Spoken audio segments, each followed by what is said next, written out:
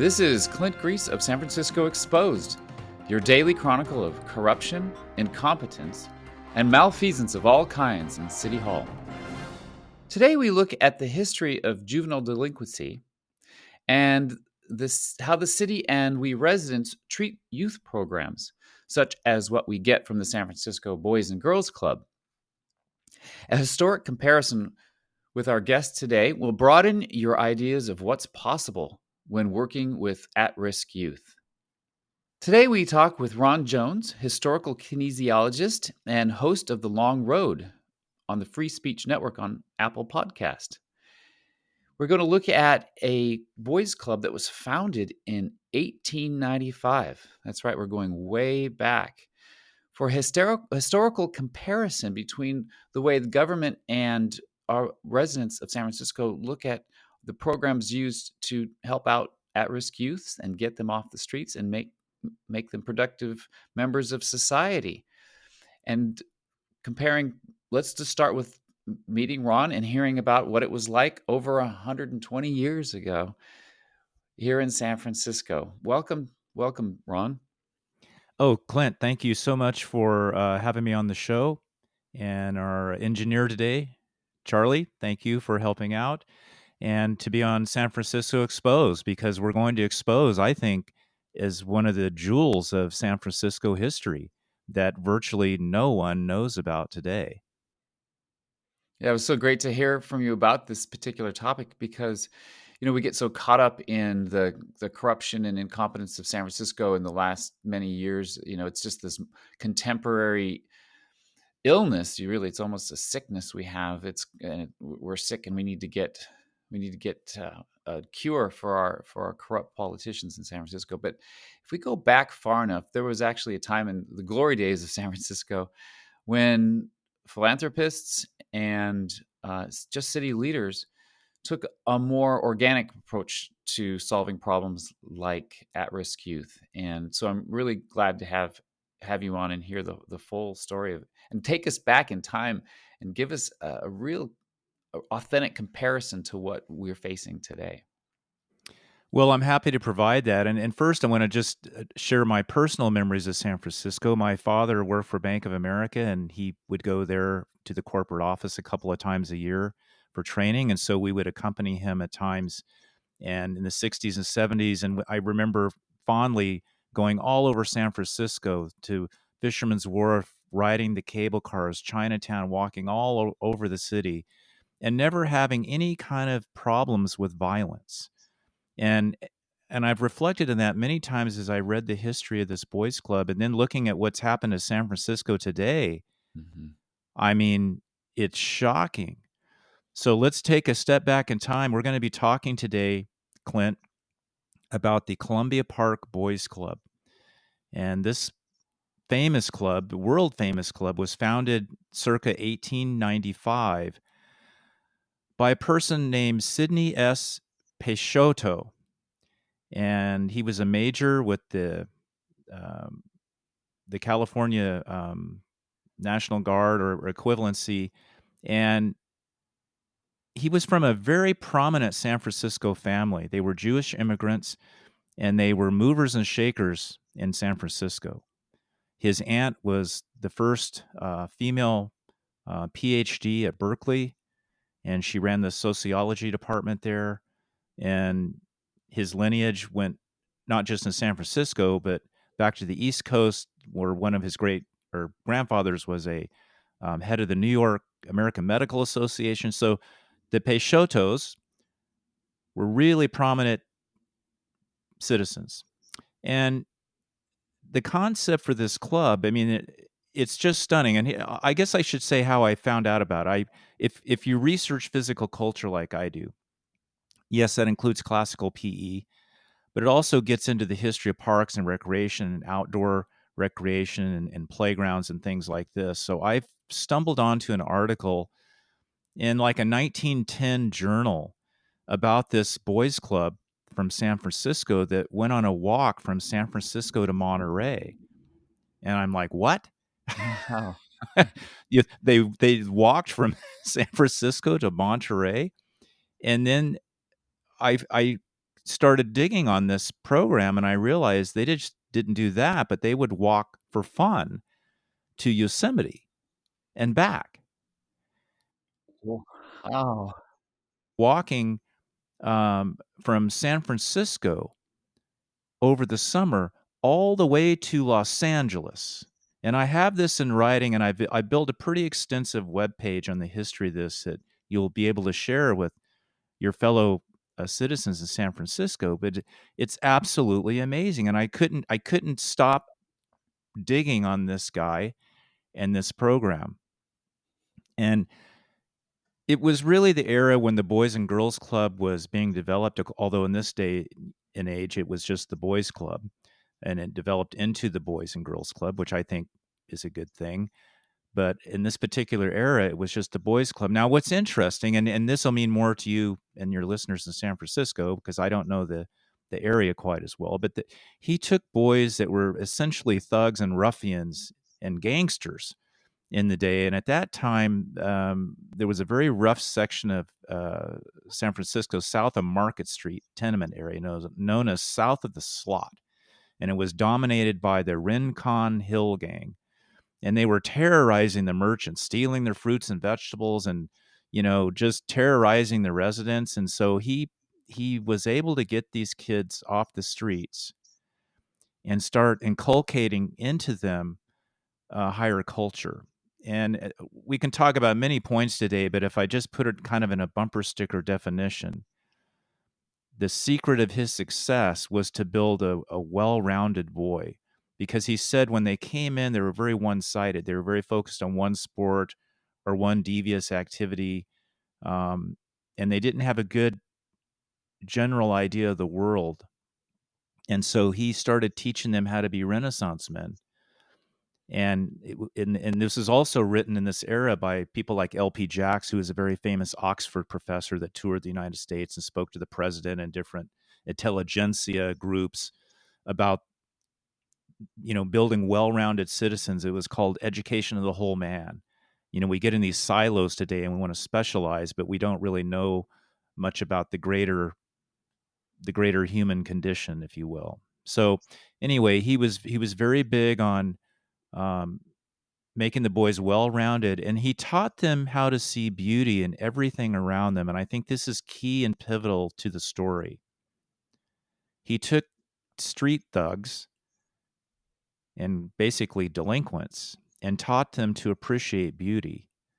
And he did that through music and theater and handicrafts and manual arts. Manual arts is working with your hands, like building things out of wood or leather or clay and things like that. It was a big part of education at one time, not so much now.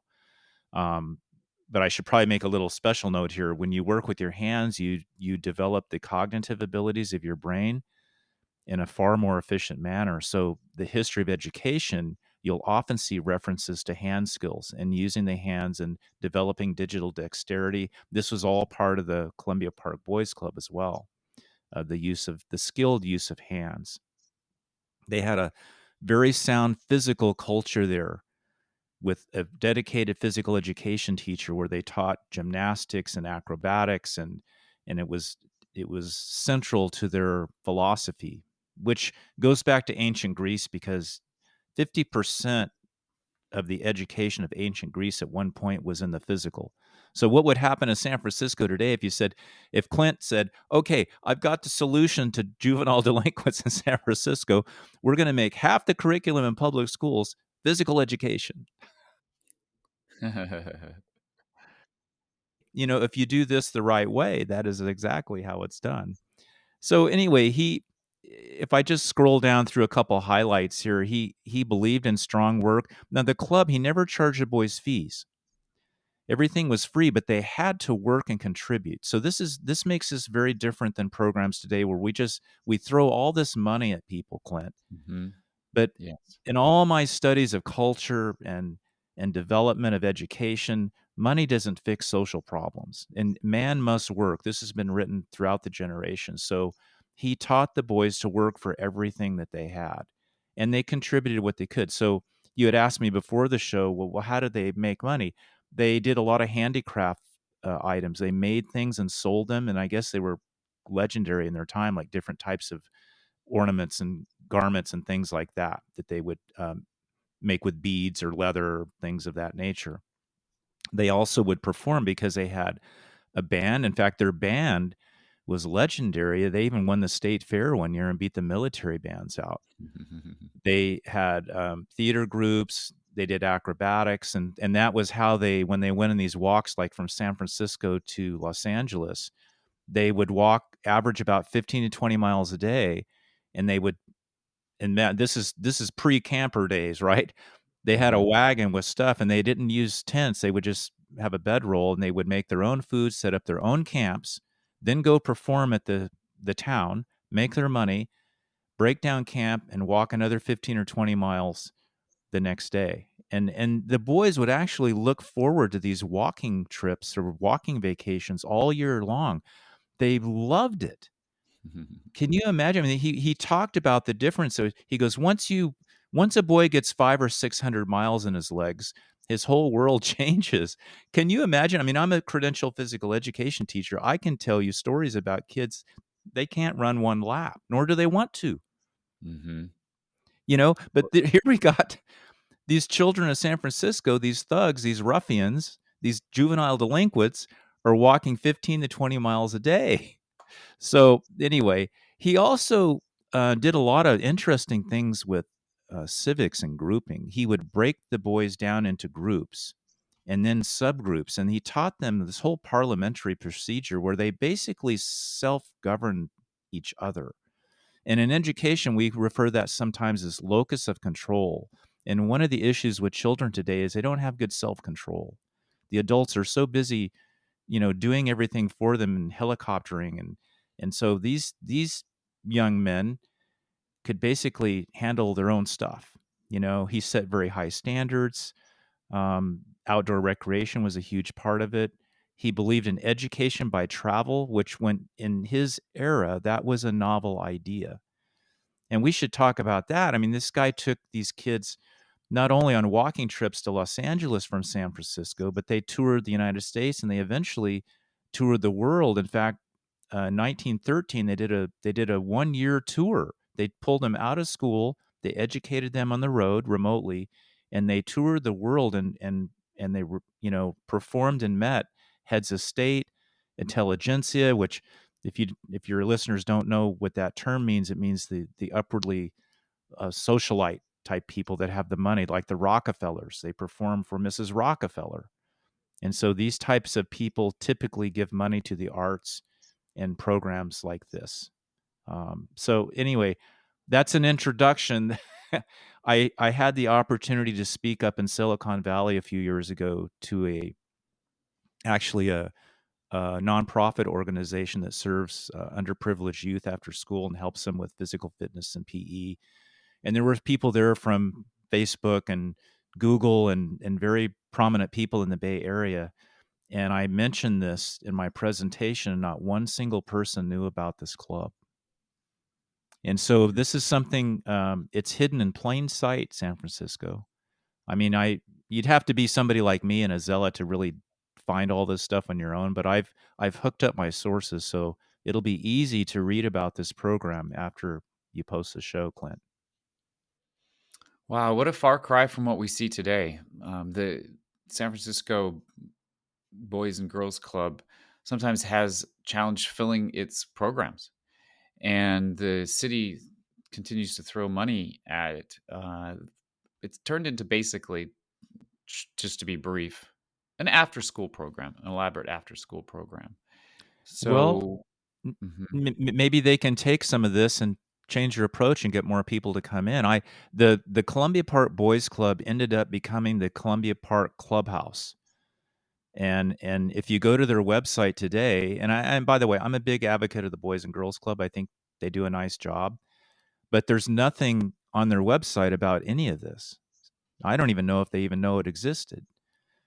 But to your point that they're having problems filling the programs, when Poixotto started this program, it was for the delinquents, but the program did so well and got such a reputation that um, the movers and shakers wanted their children involved. In fact, the boys wanted to be involved on their own.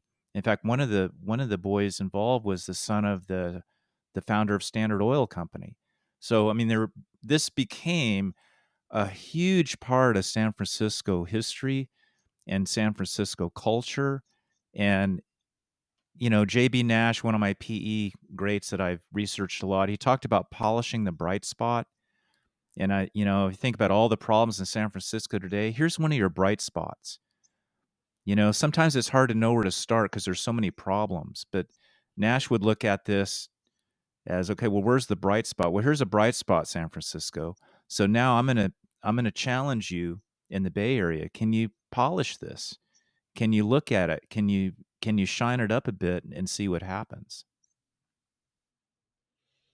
Right. So it sounds to me, just as a comparison, that there was a challenge. There was the hard thing to do. They put an extraordinary feat in front of people and asked them to take it on and pull it off, rather than what it seems to be today is sort of like again, like an after school program where they just provide a distraction, almost something to do, rather than to get into trouble. Come here and do sports, do athletics, but it doesn't seem to have the I mean, they do claim in their mission statement today that they want to help build character and leadership in the youth. Um, but And maybe I and don't I understand. Yeah, go and I ahead. would ask, how is that historically done? How has it been historically done to build character and leadership? It's through hard work. If you look at Greek literature and the classics, you'll never see the hero obtaining an enlightenment without a physical struggle. Physical, body, kinesthetic. It's always there and it must be there. So if we remove these physical challenges, we get rid of physical education. We're afraid somebody's going to be offended. Now you're in my sandbox, right? You're removing the opportunity to develop the child as a whole person, and you're ruining society. Now, I'll argue a lot of PE teachers aren't worth the paper that their credential is written on, so there's problems internally. But if you're teaching classical PE and proper physical education, that's directed at all students, all learners, all abilities, all genders, all religions, all races.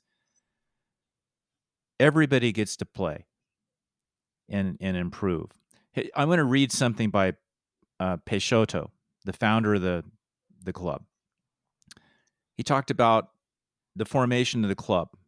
I realized that what they needed more than anything else was association and training, and vigorous methods by which they would be dragged from their comatose state and unhealthful and narrow surroundings into an atmosphere of vigor and life and uplifting influences. So the Columbia Park Boys Club wasn't just a place to go and hang out and have fun and shoot pool after school. Right. I mean, they worked, and he it was also, this is worth like researching more and talking about, but he often talked about giving the boys what they wanted. He was really good at figuring out what they wanted and then getting them to develop that and be like internally, intrinsically motivated to develop in all these different areas. And of course, they didn't necessarily come in wanting to do all these different things, but he had a magic way of doing this that obviously worked extremely well. So I need to mention that because um, that was pretty important to what he did. And strong work was Major Peixoto's motto for the club. More specifically, it was individual work because every single boy in the program worked to make money and needed to run the boys' club. And he also didn't look at it just as a group. He could individualize certain boys' needs. He had a really different way of providing education. Like one of the things I found interesting was that this band was legendary. They had a military band, and they won competitions. They performed all over the world, but they actually chose a completely different way of training the musical instruments at the Columbia Park Boys Club. Instead of focusing on the fundamentals and the scales, which most often we would think goes along with learning an instrument, they basically allowed the boys to create a self mastery through experimentation. Now they must have learned how to read music at some point, but that's not how he rolled the program out. So I thought that was fascinating. And I can remember when I was taking drum lessons as a child, like my first drum teacher was so regimented on the fundamentals, it took all the fun out of it. And we were like 12-year-old boys. We wanted to jam. And I think there should have been a little more space for that.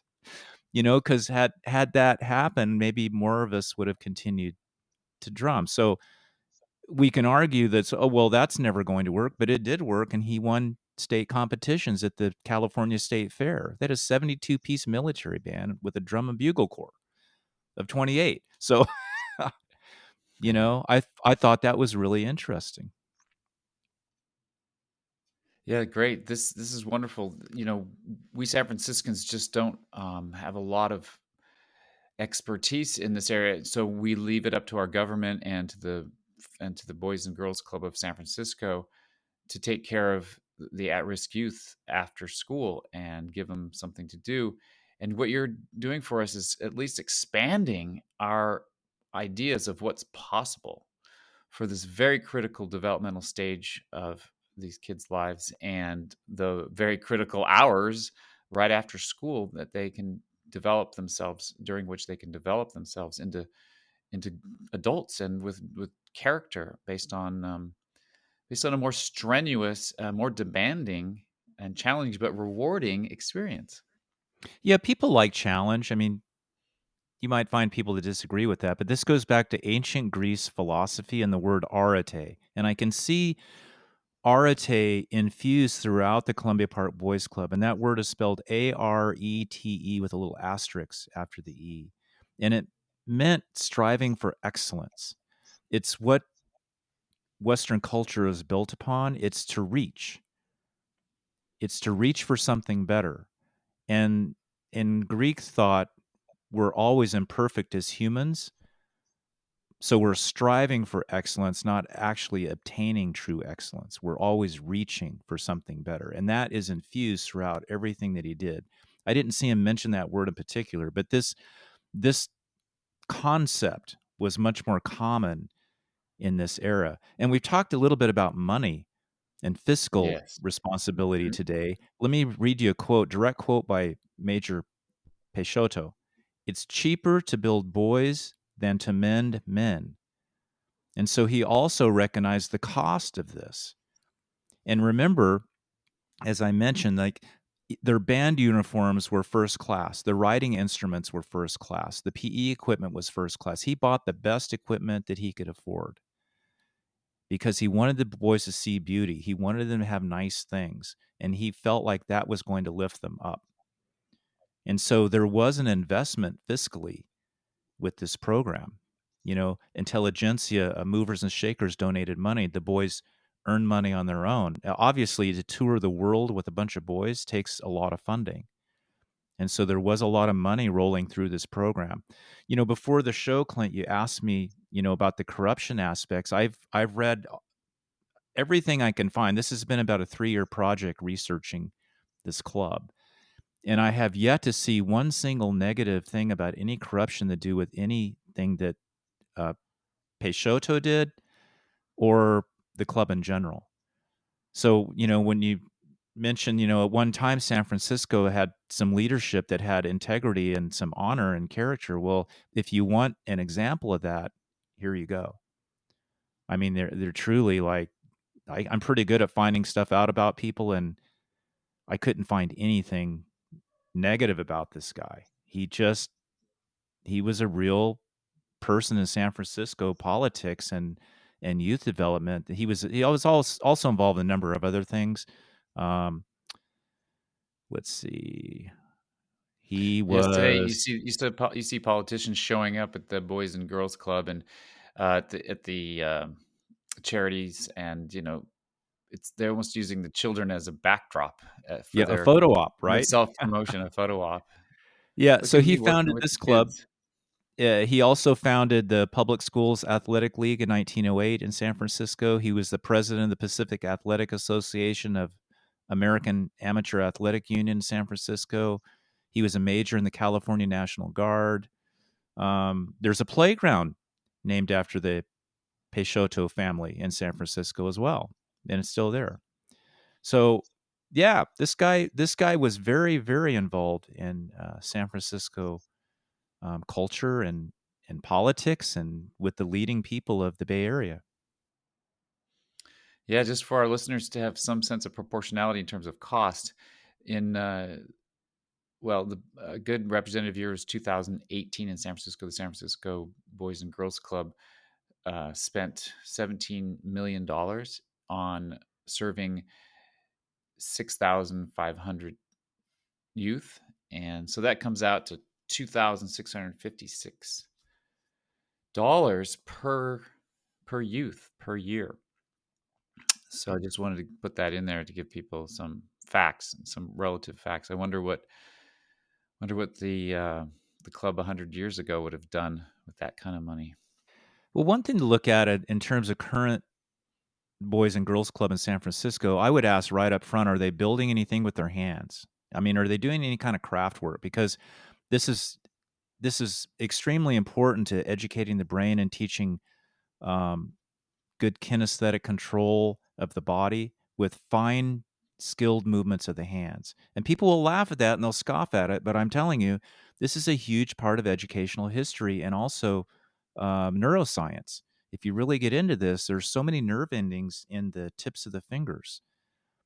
They're directly connected into the brain, and the more skillful your hand movements, the better thinking and the better cognitive ability one can develop. So that that's foundational to working with youth is teaching them how to use their hands. This goes into physical education that I do too. If you're going to be using a tool or ball or stick or some type of implement, the fine motor control of that teaches discipline and focus and just from a neurological standpoint, it's very enriching.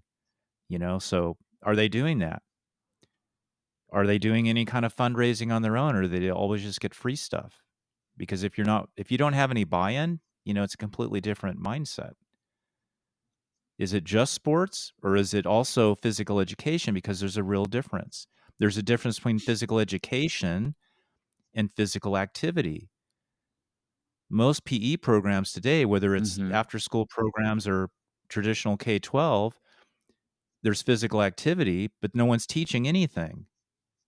It's the teaching that of the skills that is enriching and elevates culture through the physical, back to ancient Greece. So, are they doing these types of things? I don't know. Maybe they are. Good questions to ask. Maybe they'll listen to the show. Yeah, I love it. The whole yeah, really, the holistic approach is Maybe I'll is come up always to San great, and Francisco and do I also a, hear that a presentation on this. there's Yeah, sure, why not? We need some broader ideas, and the historical comparison really does help because we can say it worked at one time, we can assume it could work again if we had the will to put the kids into a challenge and to reward them. Well, they get rewarded by their own efforts. We don't give them trophies because of some because they've completed the program. We want to really put something in front of them that has the opportunity to transform their lives.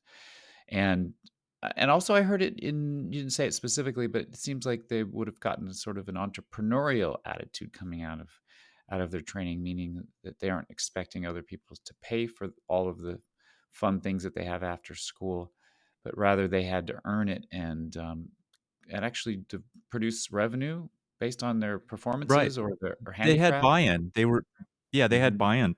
There was this responsibility that was expected. In fact, they didn't vacillate in this at all. It was mandated, and it was mhm, very. There was no debate about it. You're either doing it or you're not part of the club. And the boys, mhm. basically by the time this was said and done, they were lining up to be in the club. That's how popular it was. So, you know, there there must be a challenge, and also this is very intrinsic. If you look at it, these things are very internal. They weren't just giving them a bunch of stuff, and it wasn't just a bunch of trophies and ribbons. And did they win competitions? Sure, but most of their activities, and think about taking the boys on a walk to Yosemite. I mean, it's not like you're going to get a medal for that. I Right. mean, can you imagine walking from San Francisco to Yosemite being 8 to Yosemite. 14 years old and what you would learn along the way and the hand skills involved? Now, if I put on my PE hat a minute, to because people get hurt walking today because they don't teach people how to walk anymore in physical education, which used to be a big part of classical PE. How to stand, how to walk, how to sit properly. So when I saw that they were able to walk children from San Francisco to Los Angeles, and I never uncovered any kind of injury issue with any of the activities that they did, I know that they were trained to move well. This is pre-Nike. I mean, they're walking in, Uh, leather sole, whatever they were. right. No sports socks, no moisture wicking athletic gear.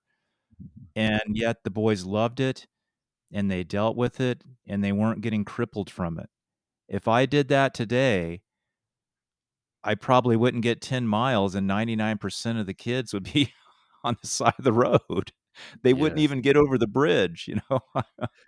And their parents would be calling to complain that you're abusing them.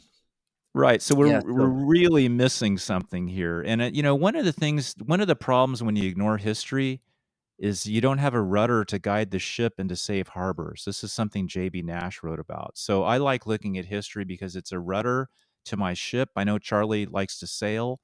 I don't know how far he would get if he didn't have a rudder, right? So um, we can use this as a guide. We can adapt. We can modernize, but there's some fundamentals here that go all the way back to ancient Greece that should not be ignored, especially if you have a youth delinquency problem in San Francisco, which, from what I'm seeing in the Los Angeles news feeds, it sounds like you do, and every major city does across our country.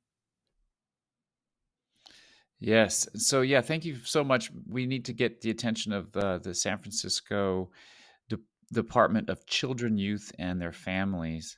That if we're going to have a department of children, youth, and their families at all in San Francisco, we need to focus on that critical developmental age of teens and really look at how we can if that's the business we want to be in is developing youth, then we need to really think about giving them a challenge and not just this perfunctory throw money at the problem and make sure that they're kept busy after school so that they don't get in trouble. It's a far cry from what you're describing, and thank you very much for coming on today and giving us a picture of an alternative just for our consideration, and also to show how far San Francisco has gotten from what are classic and tried and true ways of developing character in a youth. Well, thank you. And I truly believe after over 2 decades of researching physical culture, including juvenile delinquency, this was the best boys program in the history of America. And it was right there in San Francisco. That's right. It's called again the Columbia Park Boys Club. Yes, Look it up. Sidney Poixotto, that's how you pronounce it. It's Good. Mhm. Peixotto is the name. Sounds like an Italian name. All right. So yeah, again, thank you for coming. And if you want to look up Ron's podcast on the Freedom Network, excuse me, I apologize, the Free Speech Network, his show is called The Long Road. And you can learn all about physical kinesiology and in history and all up to current times. And thank you so much again for being on with me today, Ron. Absolutely, Clint. Good luck. Thank you so much.